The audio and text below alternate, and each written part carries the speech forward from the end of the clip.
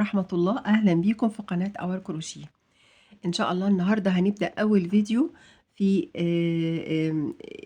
الفيديوهات بتاعة طقم البيبي اللي على شكل دبدوب.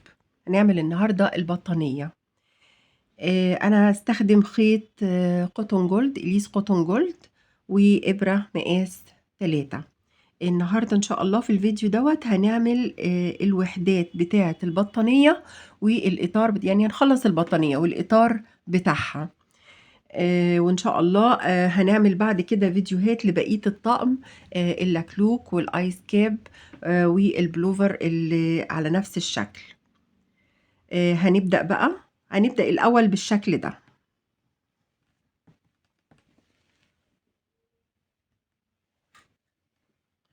هنعمل حلقة سحرية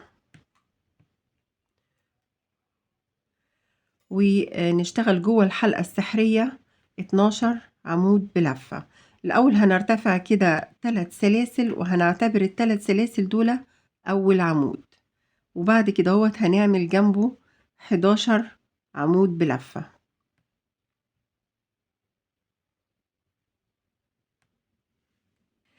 أنا خلصت خلاص ال12 عمود، وهاجي في الحلقة الثالثة من حلقات الارتفاع، من سلاسل الارتفاع، وهعمل غرزة منزلقة.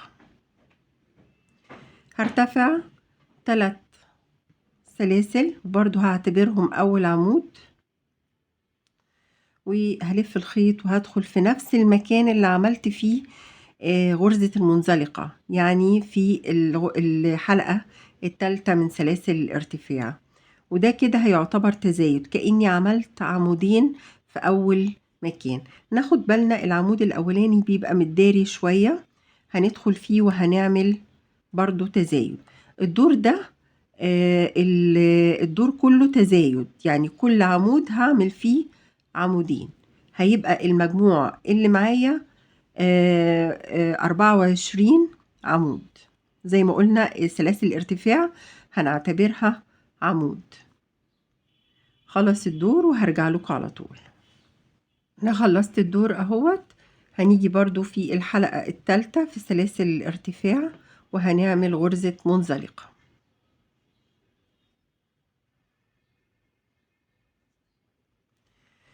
هنرتفع 3 سلاسل وهنعتبرهم برضو أول عمود، وفي نفس المكان هعمل تزايد، يعني هعمل غرزة عمود تانية.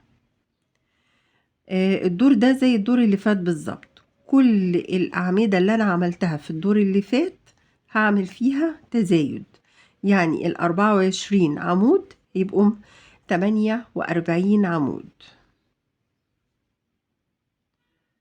يعني في نهاية الدور دوت هيبقى معايا 48 عمود.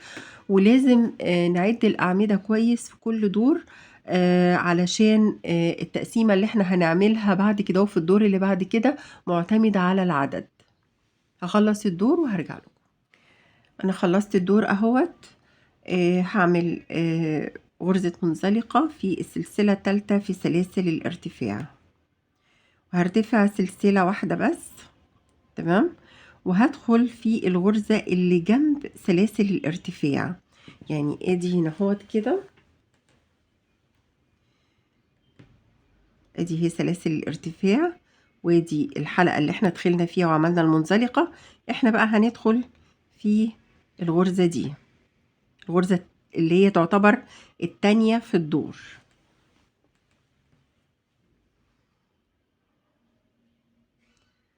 وهنعد مع بعض 17 غرزة حشو. 1 2 3 4 5 6 7 8 9 10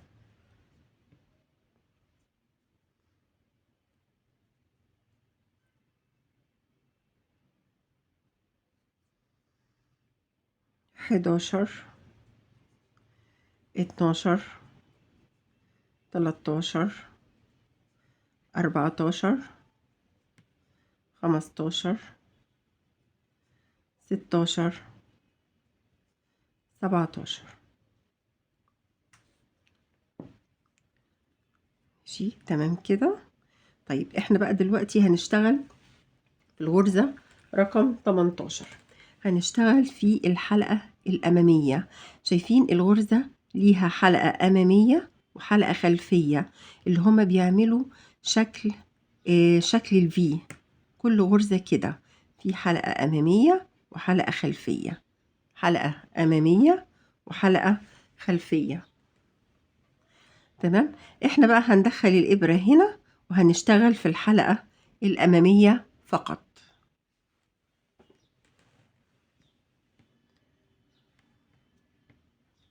هنلف الخيط على الإبرة وهندخل كده وهنشتغل غرزة عمود واحد. هنشتغل في نفس المكان 6 غرز أعمدة. 2 3 4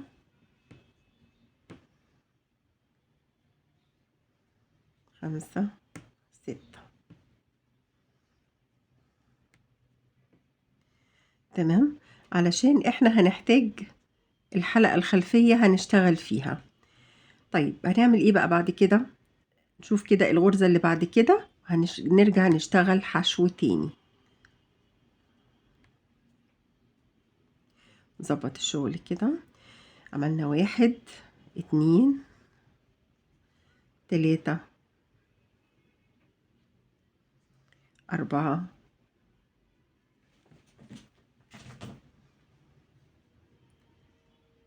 5 6 7 8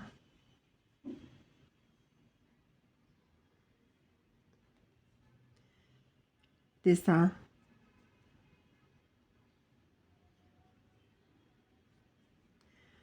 10 11. عملنا 11 غرزة حشو بعد الغرزة اللي هي كانت رقم 18 اللي اشتغلنا فيها في الحلقة الخلفية الأمامية. نفس اللي عملناه في الودن دي هنعمله هنا هو في الغرزة اللي هي بعد دي رقم 12. ماشي. هندخل برضو في الحلقة الأمامية كده ونعمل 6 أعمدة. 1 2 3 4 5 6. طيب المفروض ان احنا هنعمل 18 غرزة 18 غرزة حشو بعد كده اهو. هنعد 1 2 3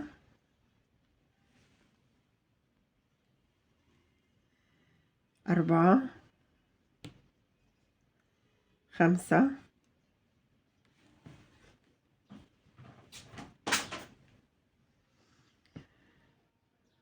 6 7 8 9 10 11 12 13 14 15 16 17. طيب فين رقم 18؟ رقم 18 احنا هنكونها دلوقتي. فاكرين الحلقة السلسلة اللي احنا عملنا لها ارتفاع دي؟ اسفة.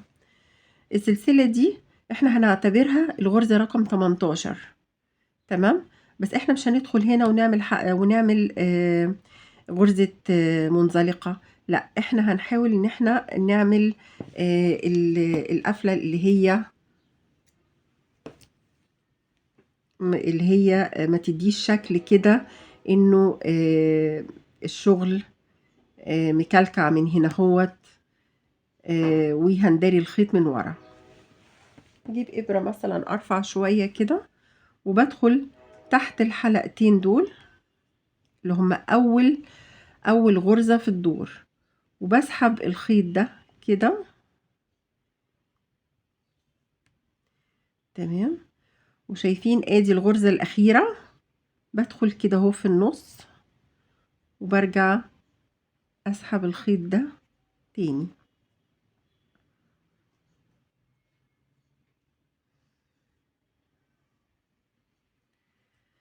عشان اكون علامة الفي فوق سلسلة الارتفاع. تمام. وباجي بقى من الظهر وببتدي اداري الخيط. انا ممكن اكون محتاجة ابرة ارفع شوية من دي علشان ما نوسعش الغرز، وابتدي اداري الخيط من ورا واثبته. وزي ما انتوا شايفين شكل البتاع جميل جدا، وما نقدرش نفرق الغرزة دي من بقية الغرز. ده الشكل بتاع الدبدوب اهو، خلاص اكتمل. هنبتدي بقى نكون حواليه، يعني هو شكله كده دائري، احنا عايزينه نعمله شكل مربع. تمام. وهنعمله باللون الابيض. هنعمل بس عقدة البداية. عايزين نعرف بقى احنا مفروض نبدأ بأنهي ندخل في أنهي غرزة. أول حاجة أنا عايزة ضروري إنه الودن دي والودن دي يكون وراهم الركنة أو الزاوية بتاعة المربع. فهحسبها إزاي؟ إحنا هندخل في الغرزة الأولى في الدور، أول غرزة حشو عملناها. طيب ما احنا برضو طلعنا شاطرين وعملنا الحلقة دي اللي هي حرف الفي فوق السلسلة، ومن كتر شطارتنا مش عارفين نجيب الغرزة الأولانية أنهي واحدة فيهم. فنعمل إيه؟ نيجي عند الودن التانية، ده وش الشغل، ده الظهر. ماشي. ده وش الشغل أهو. هنيجي عند الودن التانية وابتدي أعد غرز الحشو: 1 2 3 4 5 6 7 8 9 10 11 12 13 14 15 16 17 18. وفي الغرزة رقم 19 بدخل في نص الغرزة كده، بدخل في الحلقة الخلفية عشان أنا هشتغل الدور ده، بس هشتغله في الحلقة الخلفية. تمام. علشان أدي شكل كأن الدبدوب كده، أو وش الدبدوب كأنه شكل بارز كده فوق المربع. فهشتغل في دخلت اهوت الإبرة في الحلقة الخلفية، هسحب الخيط الأبيض. ماشي. هشتغل في الأول 3 سلاسل، 1 2 3، وهعتبرهم مش لحظة 2 3، وهعتبر ال3 سلاسل دول كأن هما أول عمود. تمام. هشتغل جنبه في الغرزتين اللي بعد كده، كل غرزة هشتغل فيها عمود واحد بس، عمود بلفة. 1 2 كده أنا عندي 3 أعمدة بلفة. ماشي. طيب هعمل إيه بقى بعد كده؟ الغرزتين اللي بعد كده هشتغل فيهم عمود بلفة برضو، ولكن هشتغلوا العمود الممتد. يعني ايه العمود الممتد؟ ادي عندنا اهو كأني بعمل عمود عادي خالص، وبسحب الخيط وبطلع من اول لفة بس، وبعدين اسحب الخيط واطلع من لفتين، وبعدين اطلع من لفتين. اعمله تاني في الغرزة اللي بعد كده. بدخل زي ما قلنا في الحلقة الخلفية، بشتغلش في الحلقة الأمامية، ما بشتغلش تحت الحلقتين، بشتغل في الحلقة الخلفية. بسحب الخيط، بيبقى عندي 3 لفات على الإبرة. بسحب، بدل بقى ما اطلع من لفتين هطلع من أول لفة بس، وبعدين أطلع من لفتين، وبعدين أطلع من لفتين. تمام كده. وبعدين آخد لفتين على الإبرة. الغرزة دي اسمها العمود بلفتين، وأدخل في الغرزة اللي بعد كده هوت وأعمل فيها أول زاوية. هطلع من لفتين وبعدين لفتين وبعدين اللفتين الأخرانيين، وأعمل واحدة كمان في نفس المكان. أطلع من لفتين في لفتين في لفتين، وبعدين أعمل سلسلتين وأكرر تاني الغرزتين دول أعملهم برضو في نفس المكان، غرزة العمود بلفتين.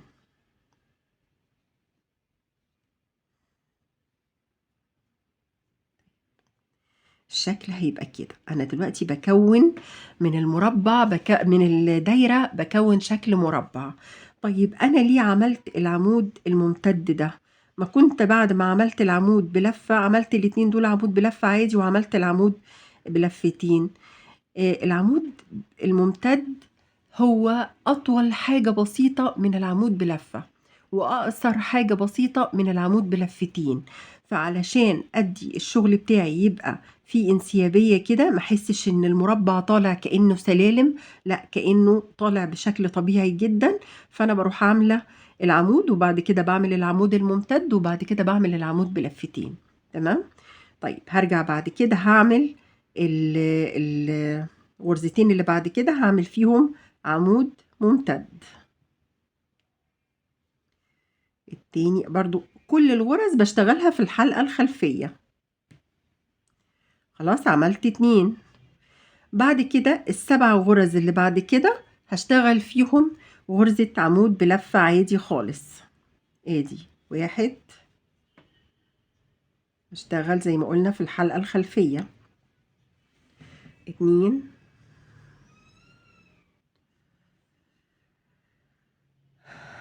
تلاتة، أربعة، خمسة، ستة، سبعة. لو أخدنا بالنا هنلاقي فيه هنا هو غرزتين حشو. الغرزتين الحشو دول هنعمل فيهم عمود ممتد، كل واحدة هنعمل فيها العمود الممتد. عمود بلفة عادي بس بيبقى أطول شوية من العمود العادي. نلف الخيط على الإبرة وبندخل زي ما قلنا في الحلقة الخلفية، نسحب الخيط نطلع من أول لفة بس، وبعد كده نطلع من لفتين في لفتين. تمام كده. بعد كده المفروض هنعمل الغرزة العمود بلفتين علشان نكون الركنة اللي زي دي أو الزاوية اللي زي دي. شايفين الودنة احنا كنا عاملينها في الحلقة الأمامية، هنقفلها كده وهيبان لنا الحلقة الخلفية اهي. هي دي اللي هنخش ونشتغل فيها. تمام. هنعمل فيها زي الايه الزاوية الأولانية بالظبط. ادي عمود بلفتين، التاني سلسلتين، نعمل اتنين عمود بلفتين،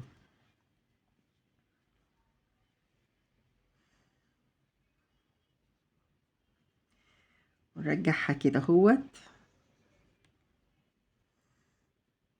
خلاص احنا حفظنا قبل الزاوية وبعد الزاوية بنعمل ايه؟ بنعمل غرزتين، بنعمل فيهم غرزتين الحشو دول بنعمل فيهم عمود ممتد كل واحدة. ادي اول واحدة اهي هنعمل فيها عمود ممتد، وتاني واحدة نعمل فيها عمود ممتد. تمام كده.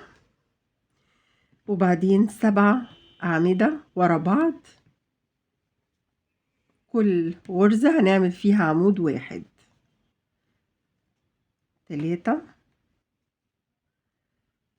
4، 5، 6، 7. وبعدين هنعمل بقى المفروض الزاوية، قبل الزاوية في غرزتين بنعمل فيهم العمود الممتد. نطلع كده ندخل تاني ونعمل كده. تمام. نعمل بقى الركنة بتاعتنا زي ما قلنا بنقلب الودنة دي كده اهوت، وبنلاقي هنا اهوت الحلقة الخلفية، ونشتغل فيها الزاوية بتاعتنا. 2 عمود بلفتين، سلسلتين، 2 عمود بلفتين.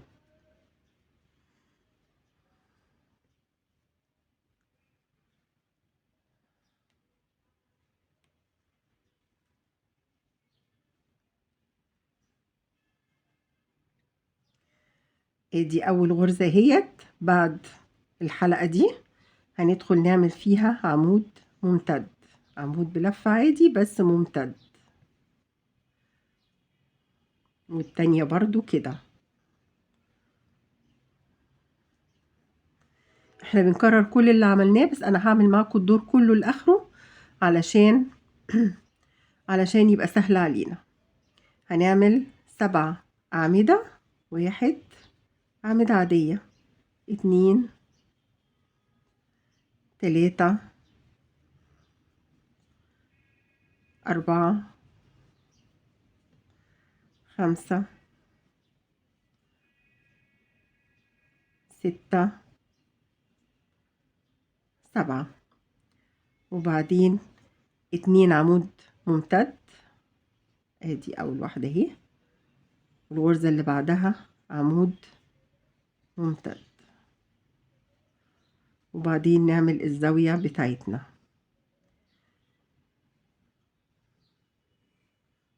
2 عمود بلفتين،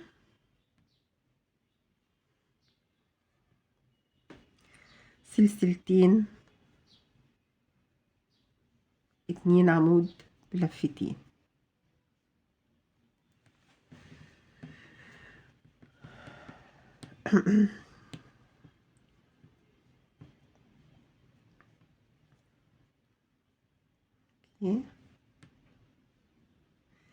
طيب احنا عرفنا خلاص انه بعد وقبل الزاوية بنعمل غرزتين ورا بعض، كل واحدة فيهم عمود ممتد. ادي 1، 2. بعد كده بنعمل 7 عمود بلفة عادي. تمام، احنا كنا عاملين هنا 3 في بداية الدور، عملنا 3 وبعدين عملنا الاتنين العمود الممتد، يبقى فاضل 4 عشان نكون ال7. 1، 2، 3، 4. وهنيجي عند سلاسل الارتفاع، والسلسلة التالتة دي هندخل فيها ونعمل غرزة منزلقة، علشان احنا بنعتبر سلاسل الارتفاع هنا بنعتبرها كأنها عمود بلفة. تمام كده، احنا كده حولنا الشكل المدور حولناه لشكل مربع. كل ضلع من دول المفروض فيه 1، 2، 3، 4، 5، 6، 7، 8، 9، 10، 11، 12، 13، 14، 15. المفروض يبقى فيه 15 عمود. تمام، هنرتفع بقى 3 سلاسل، برضو ال3 سلاسل دول هنعتبرهم أول عمود، ونلف الخيط وندخل ونعمل أعمدة. الدور ده بقى كله أعمدة عادية جدا، كل عمود قصادنا هنعمل فيه عمود، مفيش ولا ممتد ولا عمود بلفتين ولا حاجة، كل الدور زي بعضه عمود بلفة.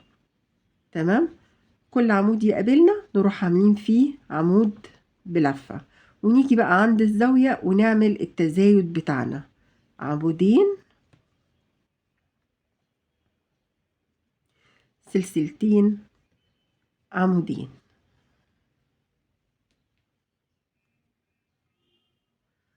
وما ننساش العمود الاولاني دايما بيبقى مكانه متداري شوية، ناخد بالنا ونبتدي نكمل الدور بالشكل ده. انا هكمله وهرجع لكم على طول. خلاص انا خلصت اهوت الدور. المفروض ان في نهاية الدور دوت هيكون عندنا في كل ضلع 19 عمود. احنا برضو هنفصل الخيط بنفس الطريقة اللي عملناها قبل كده.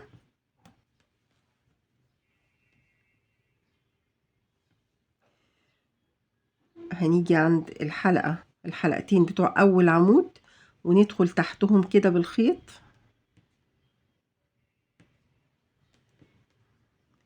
وبعدين آخر حلقتين هندخل كده نطلع من النص ونسحب الخيط.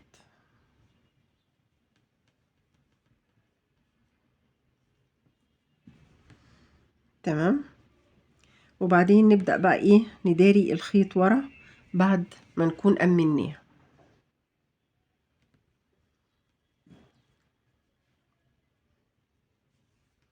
طيب ناقص ايه في الشكل دوت؟ ناقص ان احنا نعمل الشكل اللي هو الشكل بتاع العين زي ما احنا عاملين هنا، الشكل بتاع البق والمناخير والعين، الشكل ده. تمام، واحنا بنشبك الحاجات دي كلها هنحرص طبعا ان احنا من ورا ما يبقاش المنظر مش حلو، يعني هنحاول كده على قد ما نقدر زي ما انتوا شايفين هنا كده مثلا. تمام، ما يبقاش فيه الخيوط باينه من الظهر. هنعمل ده ازاي؟ هنبدأ الاول نعمل الجزء الابيض اللي هنا. هنجيب ابرة ارفع شوية من الابرة اللي احنا بنشتغل بيها. احنا كنا بنشتغل بإبرة رقم 2، هنشتغل بإبرة رقم احنا كنا بنشتغل بإبرة رقم 3، هنشتغل بإبرة رقم 2. ماشي، هنعمل حلقة سحرية كده وهندخل ونعمل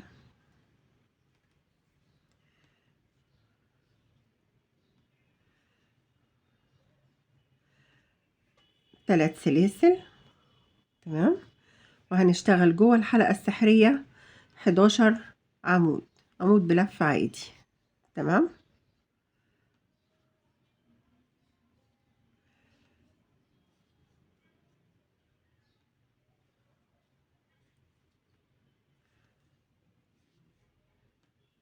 هكمل الأعمدة وهرجع لكم. أنا خلصت الدور خلاص، هاجي برضو في الحلقة الثالثة من سلاسل الارتفاع،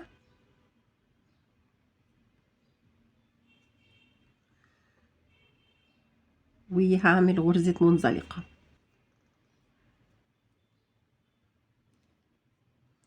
هرتفع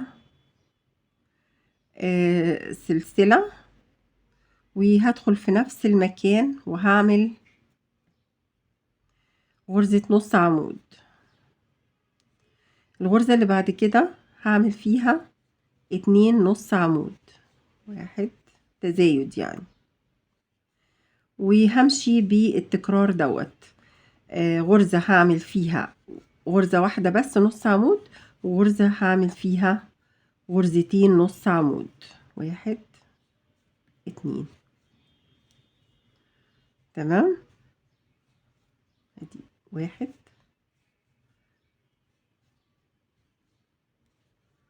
2 1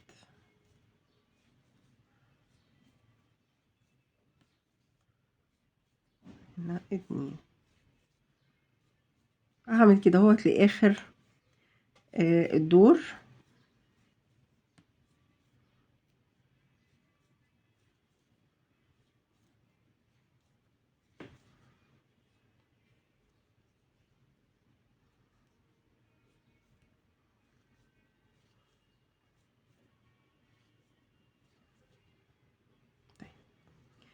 احنا كده اهوت خلصت. دي مش غرزة، دي غرزة المنزلقة. انا كده خلصت الدور بتاعي. تمام، وهعمله ازاي بقى؟ هقص على مسافة كده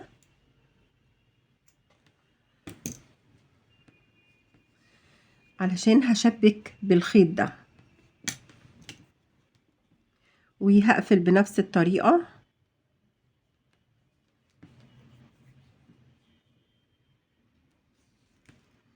وهاجي عند الغرزة الأولانية كده،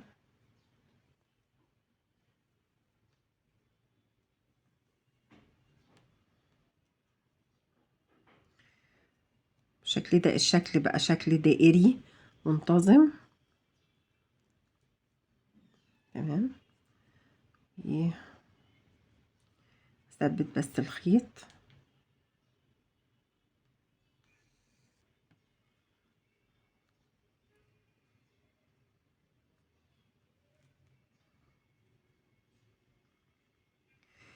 قبل ما احط الخيط واثبته على الوش هبتدي اعمل الشكل اللي هو اللون الاسود اللي هنا. تمام. هحضر الخيط وهرجع لكم على طول. انا هستعمل ابرة التنظيف. ابتدي ادخل هنا مثلا.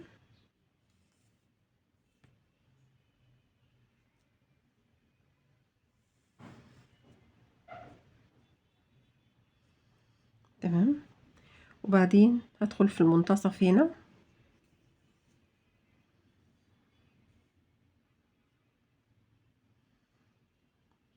وبعدين هبتدي احدد الاماكن اللي هدخل فيها. هدخل هنا.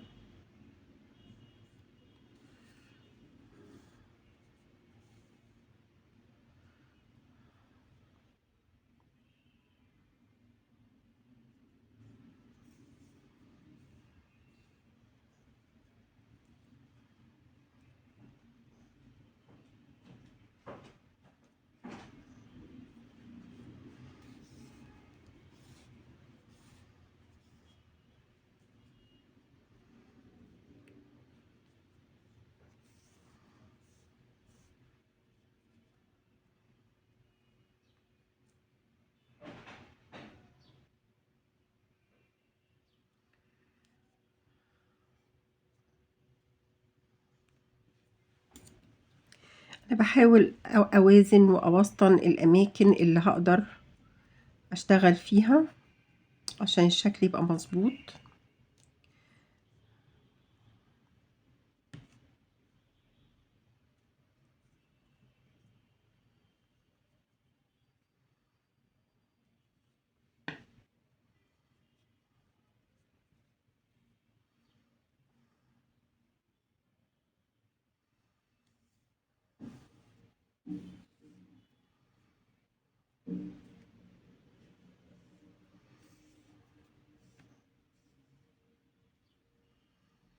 وبعدين بقى ببتدي يعني بشكل عشوائي كده املى الفراغ دوت.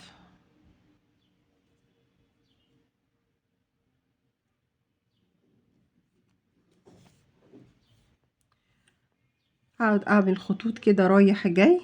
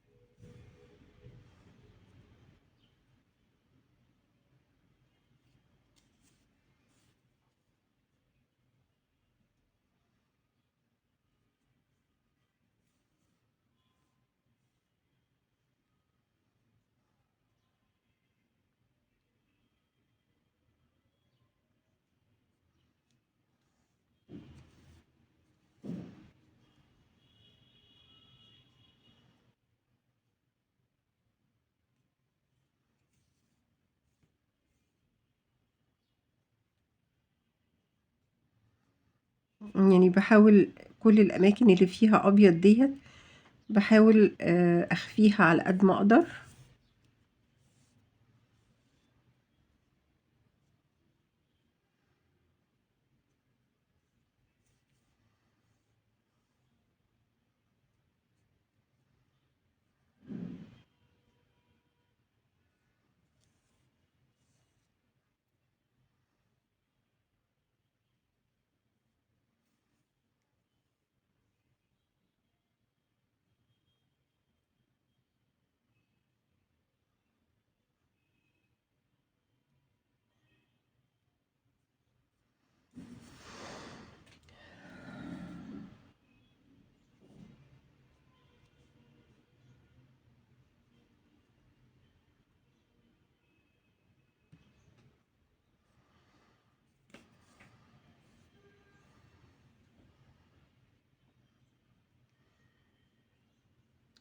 يعني على قد ما باقدر كده باداري اللون الأبيض اللي هنا وأعمل الشكل دوّة.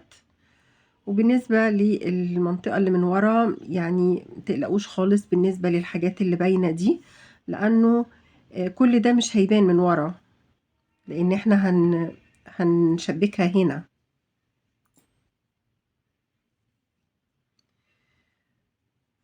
نحاول نثبت الخيط كده مع بعضه عشان ما يفكش.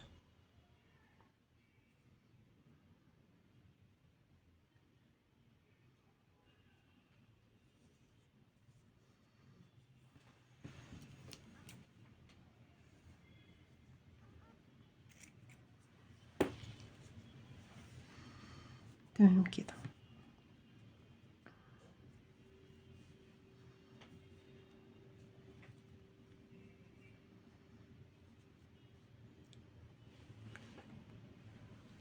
إحنا هنثبت القطعة دي، هنحطها كده، طبعًا اللي ورا ده مش هيبان، تمام، وهنشبكها بدي.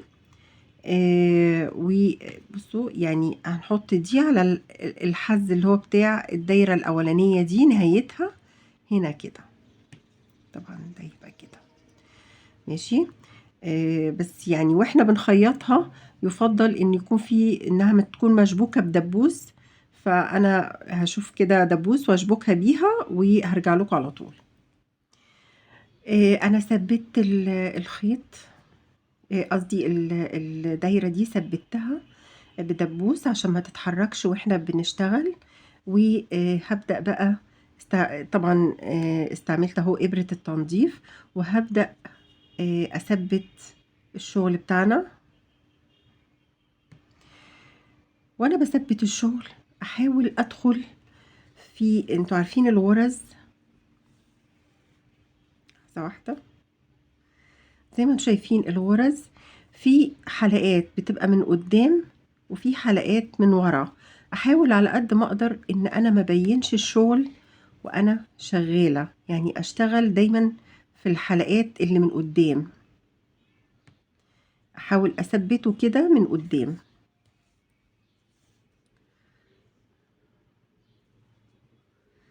تمام، وكل شوية أشوف ورا الشكل باين والّا لأ، ولو في حاجة باينة أرجع أعيدها تاني.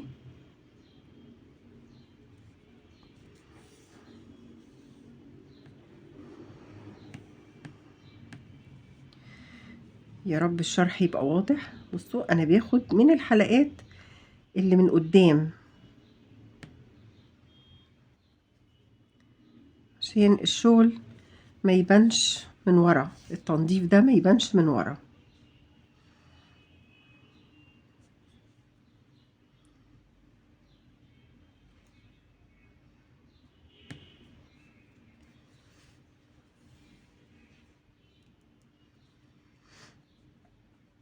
أحاول أكمّل الدايرة كلّها بالطريقة دي.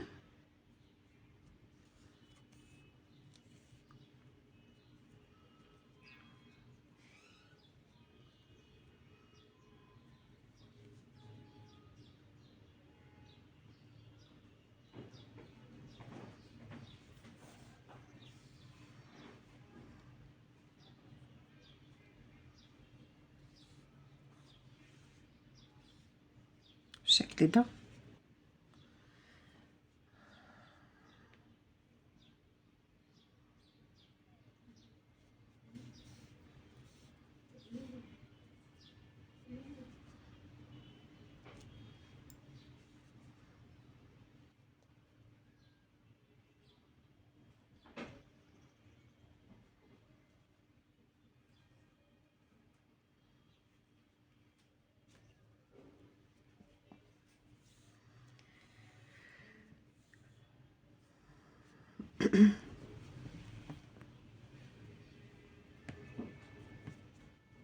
تمام.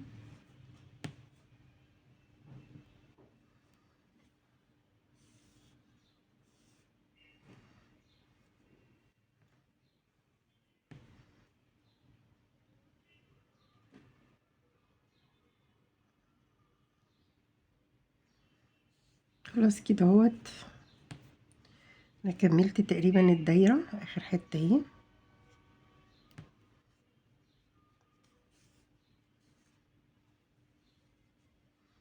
زي ما انتم شايفين، وهدخل كده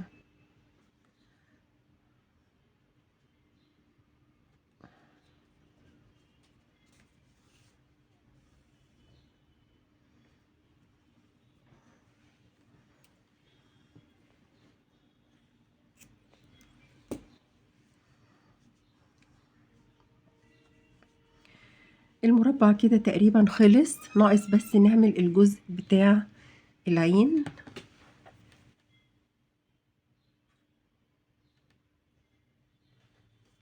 هجيب خيط اسود اعمل العينين، يعني هنحدد كده مكانها، هندخل ما بين الغرز كده من ورا،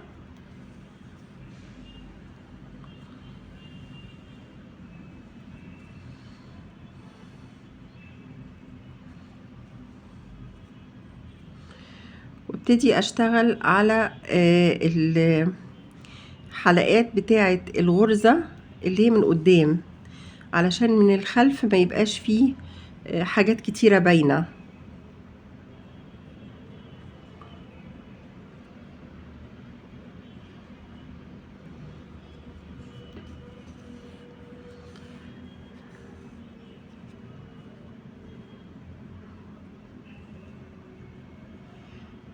ادخل كده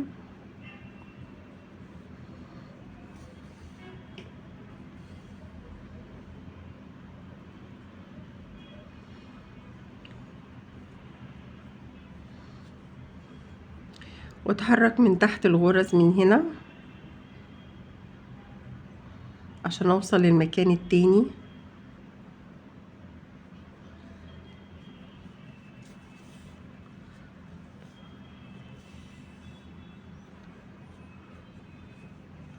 شايفين المنظر من ورا، مش عايزين يبقى الخيوط كتير باينة من ورا.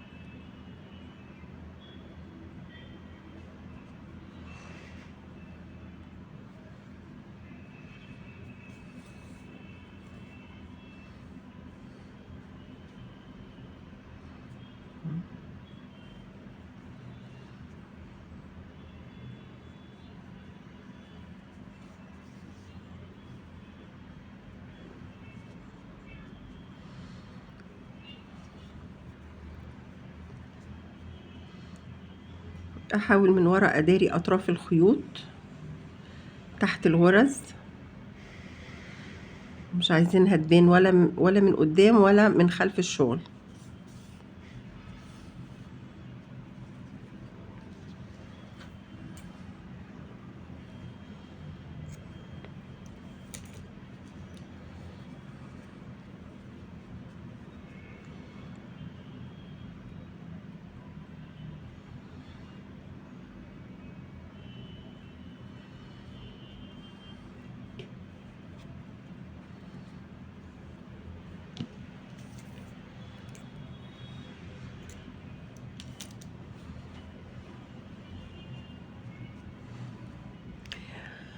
وبكده اكون خلصت المربع الاولاني او الشكل الاول في المربعات اللي احنا هنشبكها. في طبعا شكل تاني للمربع اللي هو المربع الجراني البسيط، فعلشان بس وقت الفيديو فانا هنعمل جزء تاني هنعمل فيه شكل المربع الجراني التاني، وازاي نوصله. مهم جدا نوصله لانه يبقى نفس مقاس المربع ده بالسنتي، وكمان بنفس عدد الغرز اللي في اخر دور.